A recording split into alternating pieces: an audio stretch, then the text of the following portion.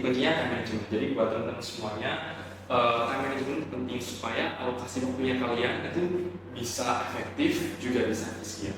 Tips yang selalu aku pegang sampai sekarang adalah pertama nih ya kita apa?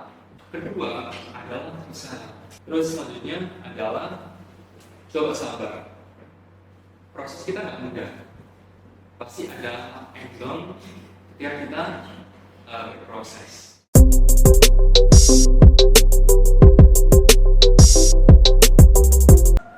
Halo Sobat Manajemen, kembali lagi di Aksa Binaya Talk Time. Kembali lagi sama aku, Adel. Dan kali ini, di podcast kali ini tuh aku nggak sendirian, aku ditemenin sama Kak. Kak siapa? Bisa kenalan dulu Kak, biar alasan nggak enak. Oke. Jadi halo semuanya, kenalin aku Muhammad Rauf bernama, biasa dipanggil Rauf. Aku di manajemen J angkatan 2020. Ya, berarti bisa dipanggil Kak Rauf gitu ya Kak? Ya, bisa. Ya. Oke, di podcast kali ini kita akan membahas gimana sih tips and tricks menjadi mahasiswa berprestasi, gitu ya Kak? Oke, bisa. Iya. Emang berarti udah dilihatnya cukup berprestasi ya? Iya, karena sering lihat ya teman-teman di pamflet-pamflet itu ada Kak Rauf gitu. Iya. Gimana? Ya, mungkin sebelum itu ada yang ingin tahu sih kesibukan Kak Rauf sekarang tuh apa? Sekarang yang pasti lagi kuliah dan udah semester 7 berarti udah skripsi juga. Terus kalau ditanya kesibukan akhirnya selain kuliah, itu sekarang lagi bergabung di Paguyuban Hutan Wisata Cak Bersih dan juga harusnya tahun ini udah selesai, ternyata kontraknya diperpanjang di Duta Genre itu generasi berencana Kabupaten Gresik juga. Sama ada beberapa event yang memang harus ditangani sih. Iya, berarti cukup padat juga ya Kak kegiatannya. Lumayan, dan juga ini kuliah dengan PP kan? Iya. Teman pergi. PP, teman-teman. PP dari mana Kak? Kalau aku dari Gresik, jadi kayak kalau misal kuliahnya pagi jam 7 itu aku berangkatnya jam setengah 6 sampai sini jam 7 pas. Wow, berarti ya cukup effort banget ya kalau berangkat kuliah itu. Iya, dan jadi harus kumpul lagi. Iya, dari PP terus juga masih sibuk organisasi, terus kayak duta-duta juga kan. Tapi Kak Rauf ini gimana Kak bisa tetap prestasinya berjalan gitu? Ya mungkin dari teman-teman ini kita bisa membahas lebih dalam gimana sih biar kita itu bisa tetap berprestasi di kesibukan kita yang cukup padat, mulai dari perkuliahan dan kesibukan di luar perkuliahan kayak gitu. Yang pertama sih Mbak ya, aku orangnya kompetitif. Dan cukup ambisius lah ya. Jadi aku sadar kalau emang waktu itu nggak bisa diulang, dan kesempatan kuliah itu kalau bisa dimanfaatkan sebaik mungkin. Nah prinsipku itu kalau bisa harus berbeda dari teman-teman yang lain. Jadi kalau teman-teman kuliah bisa dipilih aja, itu gimana caranya aku bisa lebih dari mereka. Itu prinsipku, dari itu ditanami sama coachku di SMA.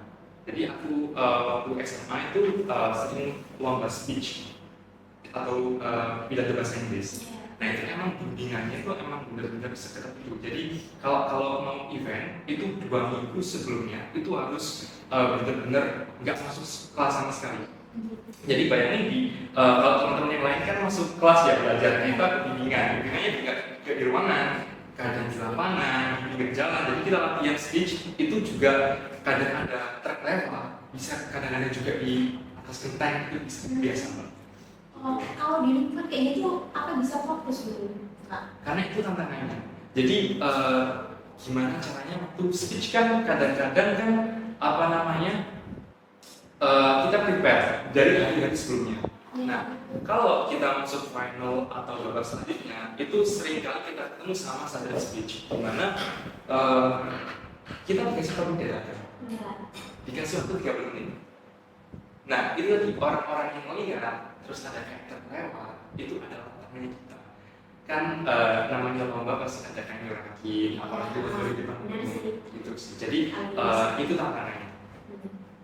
Iya, cukup menarik juga ya teman-teman, karena bisa belajar di lingkungan yang cukup ekstrim gitu ya, di sama truk-truk di jalanan, di genteng juga, tapi tetap bisa fokus gitu ya.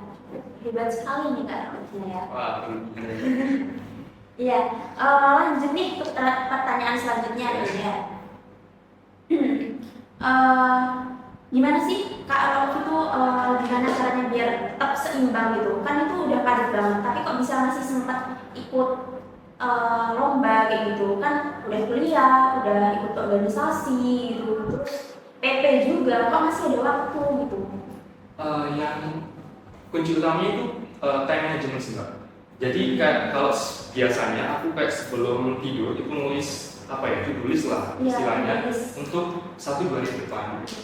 Jadi kalau misal ada kayak event, kayak misal ada job, itu aku harus tahu tanggalnya itu secepat mungkin. Jadi aku bisa prepare jauh-jauh dari sebelumnya. Jadi misalkan besok aku ada kegiatan ini, aku kuliah jam segini, itu aku udah list jam segini harus sampai kampus, terus jam segini ada kegiatan ini, ada job ini, ada pekerjaan ini. Jadi gitu sih, kayak harus benar-benar tertata. Dan kalau emang nggak sesuai plan itu biasanya agak rancu ya pikiran gue, karena emang agak sedikit osi gitu. Jadi kalau nggak sesuai plan itu kadang-kadang bisa nggak fokus atau biar pecah. Jadi sih kuncinya time management. Jadi buat teman-teman semuanya, time management penting supaya alokasi waktunya kalian itu bisa efektif juga bisa efisien.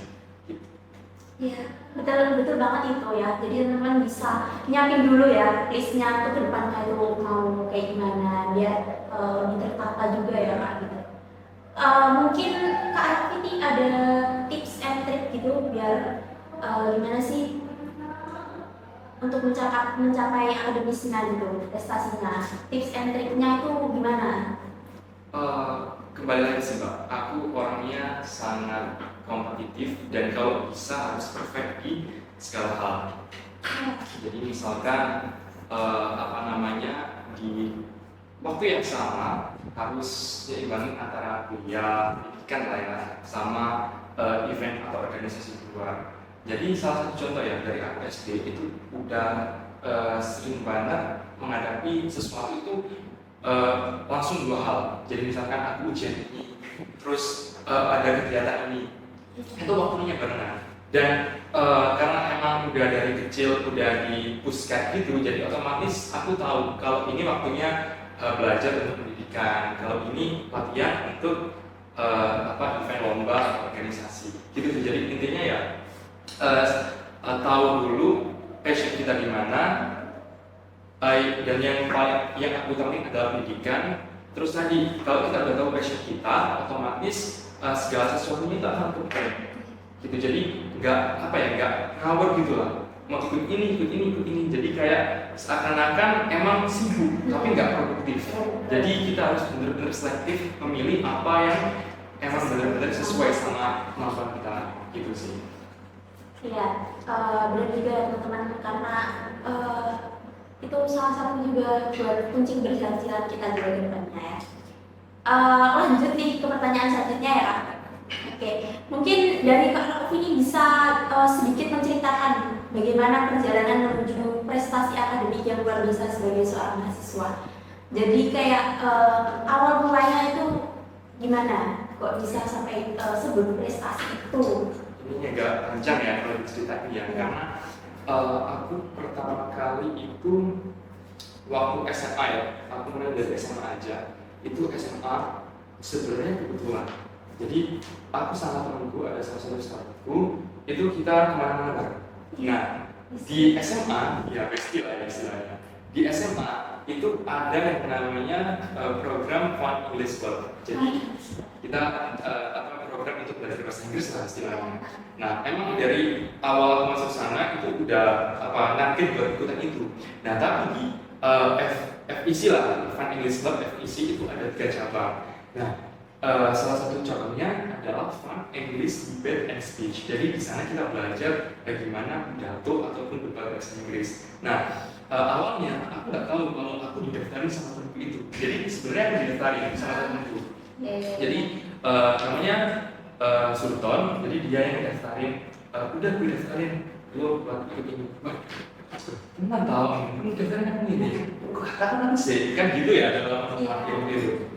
Terus ternyata apa namanya setelah daftarin terus coba ikut bimbingan namanya kok cocok gitu ya.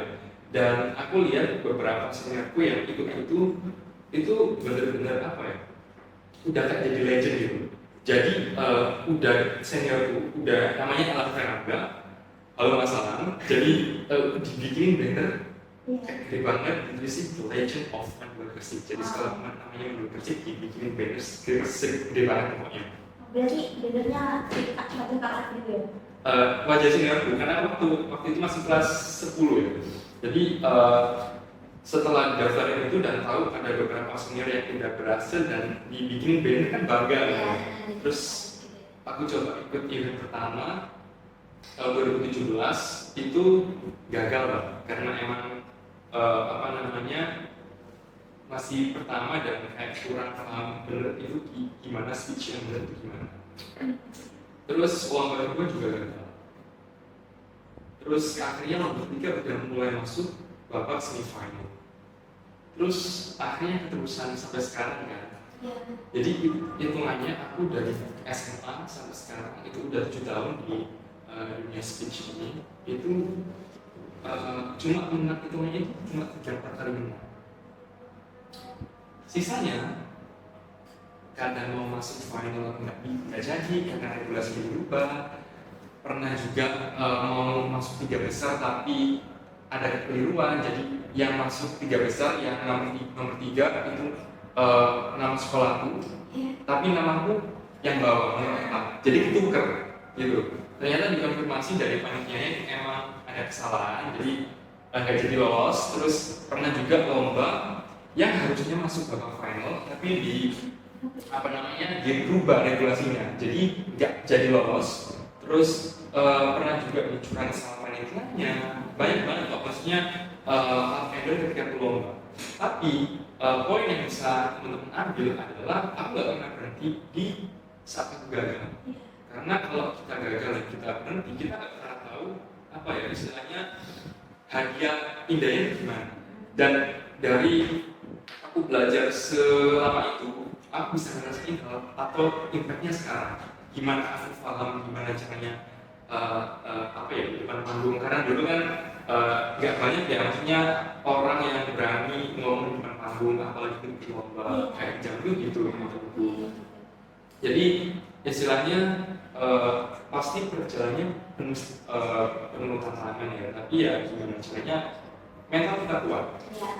Ya, itu salah satu hal yang perlu kita bawa ya besar. Ya, jadi panjang juga ya sejarahnya, dan juga Kak Sultan sangat berjasa juga ya.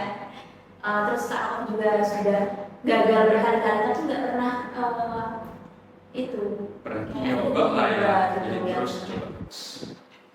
Karena coachku itu juga sering bilang ada satu kutipan, kala itu memang sakit tapi menyerah itu tidak. Jadi coach itu yang sering aku pegang sampai sekarang. Jadi meskipun aku gagal lomba, kan sering banget ya lomba gagal, tapi ya apa itu bagian pembelajaran. Ya, betul juga sih, tapi juga waktu kalau kita pas menang ya teman-teman, itu kan rasanya juga kayak senang banget, dan itu juga bisa nambah kita pengen ikut lagi walaupun udah pernah gagal berkali-kali. Karena kalau udah sekali menang tuh rasanya tuh kayak ya pengen terus gitu ya Kak. Ya, ya lanjut aja ya pertanyaan selanjutnya. Dari semuanya ini Kak Rofi tuh dapat sumber inspirasi dalam mencapai prestasinya itu dari siapa sih gitu? Dari coachnya? Salah satu ya coachnya, tapi yang paling benar-benar role modelnya itu ayahku. Jadi apa namanya, emang bisa dibilang ayahku nggak punya gelar atau nggak sekolah tinggi lah ya. Tapi kalau ditanya wawasan itu beliau punya wawasan atau pengetahuan cukup luas. Dan aku nggak pengen kayak di bawahnya, kalau bisa sama atau lebih. Gitu. Makanya salah satu aku nggak pengen jadi orang yang biasa-biasa aja adalah ingin punya wawasan relasi juga yang lebih luas gitu. Jadi role model pertama itu ayahku, terus kedua Mr. Ruben. Jadi dia coachku di SMA. Apa ya?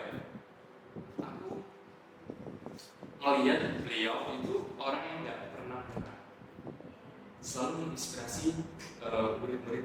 Jadi aku benar-benar bersyukur bisa kenal sama beliau karena beliau aku bisa satu langkah lebih depan dari teman-teman yang lain.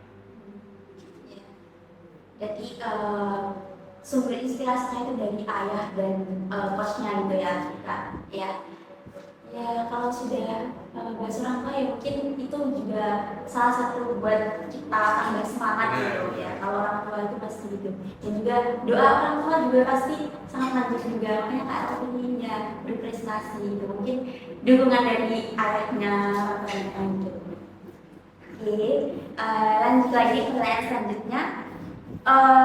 Kak Rofi ini pernah nggak merasa kayak jenuh, stres gitu dengan kesibukannya, terus tapi masih pengen ngejar akademiknya, prestasinya kayak gitu? Pernah nggak sih Kak? Sebenarnya sih pasti, dan sering juga. Karena kalau misal kita nggak ngapa-ngapain, kita juga bosan. Iya sih. Kita ngapa-ngapain juga bosan. Nah, daripada kita bosan nggak ngapa-ngapain, ini kita bosan ngapa-ngapain. Dan pasti capek juga sih. Maksudnya aku kesini kuliah cuma beberapa jam aja terus balik lagi kegiatan di Gresik. Dan itu kan pasti sering kayak mesin time di jalannya. Kesininya aja bisa 1,5 jam, 2 jam. Jadi mungkin kalau secara fisik ya, kalau capek bisa istirahat lah. Tapi kalau secara mental stres lah ya, sering banget stres. Salah satu hal yang bikin kita nggak stres lagi adalah ingat tujuan kita. Kita berjalan udah sejauh ini loh. Kita flashback ke proses kita yang awal atau bagaimana itu kita bisa melewati hal yang jauh lebih parah daripada ini. Makanya ketika aku lagi stres atau lagi kayak nggak mood buat belajar atau ikut event-event atau lomba lah istilahnya, itu ingat lagi kayak gila pengalamanku masih segini loh. Banyak anak sekarang yang jauh lebih unggul daripada kayak aku gitu. Karena aku ngerasain itu waktu aku ikut Tandri tahun 2022 kemarin. Jadi aku ngerasa cukup dengan kemampuan yang aku punya. Tapi ketika aku lolos sampai ke babak 15 besar finalis, itu kita kan diadu ya secara kemampuan pengetahuan, pengalaman, terus juga kayak kan biasanya freebie kan kalau kita gitu. Nah, aku lihat kayak potensi anak-anak SMA belum kayak keren-keren banget. Gila, waktu aku SMA, kalau aku memaksimalkan fasilitas atau juga kayak kemampuan untuk belajar lebih keras lagi, mungkin aku bisa lebih unggul daripada mereka. Nah, tapi waktu SMA itu aku sering banget kayak masih gampang terpengaruh sama orang lain, sama teman-teman misalnya. Jadi sekolahku tuh dulu waktu itu dekat sama kafe. Jadi waktu biasanya di sekolah itu bimbingan. Aku masuk sekolah jam 6:30 udah masuk, pulang jam 6 sore. Nah, kalau anak-anak biasanya pulang jam 2. Tapi kan aku ada program bimbingan yang lain, jadi aku pulangnya ke malam. Ya jam 6 sore tadi. Nah, karena waktu itu emang udah launching kayak beberapa kafe di sekitar sekolahku, temanku ngajak buat kesana, nongkrong kesana. Sampai akhirnya aku diizinin kayak pura-pura ada acara keluarga sama aku. Sorry, aku ada urusan keluarga. Gitu. Jadi izin ke coachku buat ada urusan keluarga, tapi ternyata aku nongkrong sama teman-temanku. Nah itu sih kayak misal aku kayak nggak terpengaruh sama orang lain, mungkin aku bisa lebih punya kemampuan yang lebih baik lagi dari sekarang. Benar sih teman-teman, kalau kita mencapai sesuatu itu jangan terpengaruh orang lain gitu. Kita fokus ke diri kita sendiri, fokus gimana caranya bisa kita ningkatin prestasi kita gitu. Jadi jangan sampai ikut-ikutan gitu kayak mungkin gitu ya. Karena yang paling penting di sini bukan hanya prestasi ya yang harus kita kedepankan, tapi juga value di dalamnya. Dan mungkin ada beberapa teman-teman yang melihat kayak postingan Instagram itu kayak berhubungan sama prestasi. Karena tujuanku di sana adalah menginspirasi ketika teman-teman melihat profil di Instagramku. Harapanku adalah mereka terinspirasi untuk jadi kayak aku juga. Maksudnya bisa ikut-ikutan lomba atau kayak intinya mengasah skill yang mereka punya. Karena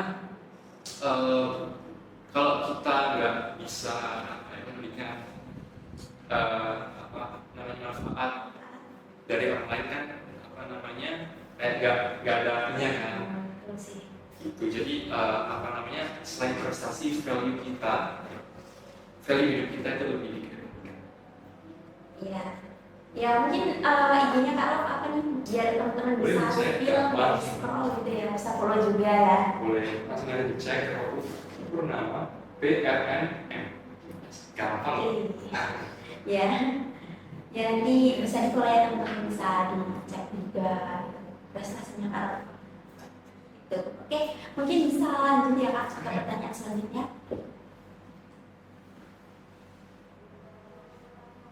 Oke, bisa kalau mungkin ceritakan sih gimana sih cara kalau dalam mengelola stresnya gitu kan tadi udah aku tanyain kan gitu, pernah nggak sih kalau aku merasa stres jenuh gitu, nah itu caranya gimana dari Kak gitu?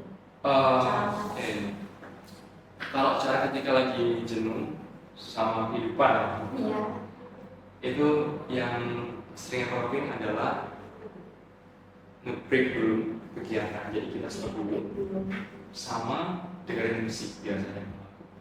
Terus lihat wishlistnya kita. Jadi aku punya wishlist untuk setahun 2 tahun ke depan. Itu udah bagus di buku dan itu sering aku bawa kemana-mana, kuliah pun aku bawa. Nah, kalau kita kadang-kadang stres kan nggak ke tempat ya, kadang kuliah juga stres, terus gimana juga dengan stres, nah itu sering-sering kita buka. Jadi sering-sering kita buka bisnisnya kita. Terus ingat orang yang udah berjasa sama hidup kita, salah satunya orang tua. Dan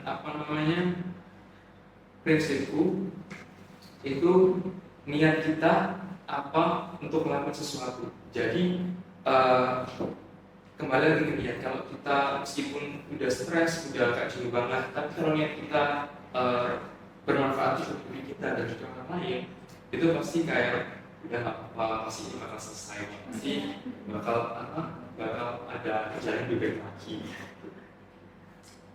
Oke, ya lanjut ke pertanyaan selanjutnya. Mungkin dari Kak Raffi ini punya tips atau strategi khusus ini yang bisa Kak Raffi bagikan gimana sih caranya biar teman-teman itu bisa ikut berprestasi kayak daftar lomba itu infonya dari mana gitu. Mungkin dari teman-teman itu kurang tahu ya kayak lombanya itu infonya itu dari mana, kok bisa ada ikutan lomba gitu. Mungkin dari teman-teman itu kurang tahu kayak hal kayak gitu. Kalau info itu biasanya kalau aku dikirim sama kita ada grup yang emang ada yang manage dari coachku tadi yang manage. Biasanya saya ngirim-ngirim info lomba. Nah selain itu kita juga nggak boleh kayak ngadain orang lain buat kirim info lomba kita, tapi kita juga harus proaktif. Kita cek Instagram gitu ya, banyak lomba stage contest atau misalkan lomba kita yang sering yang sesuai passion kita. Nah terus selain itu juga relasi. Jadi kalau sering kita punya banyak relasi dan teman-teman kita tahu kita passionnya di mana, biasanya mereka bakal ngirimin info lomba tadi. Nah tapi tips yang selalu aku pegang sampai sekarang adalah pertama niat kita apa? Keinginan kita apa? Jadi dari awalnya dulu, akhirnya kita harus benar. Kedua adalah usaha. Kita cuma pengen aja, kita pengen mobil, tapi nggak sama aja, sama aja bohong. Kedua, doa. Jadi ya kalau usaha tanpa doa kan ya sama aja bohong kan. Jadi usaha doa itu benar-benar berkesinambungan menurutku. Terus selanjutnya adalah coba sabar. Proses kita nggak mudah. Pasti ada up and down ketika kita berproses. Kadang diremehin orang, kadang nggak apa ya, nggak orang nggak percaya sama kita. Karena iso, Iya. yang mungkin bisa. Tapi ketika kita sabar, aku yakin pasti akan ada hasil yang terbaik. Dan yang terakhir adalah coba untuk ikhlas. Jadi apapun hasilnya nanti itu udah yang terbaik. Dan kalaupun emang apa yang kita niatin atau yang kita pengen itu nggak sesuai sama ekspektasi kita, percaya bahwa akan ada hal lain yang lebih baik dan lebih indah buat kita. Ya, gitu ya cara dari. Ya mungkin itu saja sih yang dari aku tanyain. Mungkin dari teman-teman nanti kalau pengen tahu lebih lanjut, pengen tanya seputar prestasi gitu, gimana caranya biar prestasi bisa nanti hubungi Kak Raul aja gitu ya. Boleh ya? Ya gitu. Mungkin yang bisa saya dan teman-teman dapatkan ya intinya dari podcast kita pada hari ini. Jadi teman-teman itu kalau sudah gagal itu jangan berhenti untuk mencoba gitu ya Kak. Ya. Tetap Terus semangat, ini. terus semangat, terus ingat sama tujuan kita. Ya, betul. Ingat orang tua karena support system utama kita. Benar. Ya. Ya, mungkin itu saja dari kita podcast kita ini. Mungkin dari teman-teman jangan lupa ya nantinya like, komen, dan share podcast kita pada hari ini. Sampai bertemu kembali di podcast selanjutnya. Terima kasih.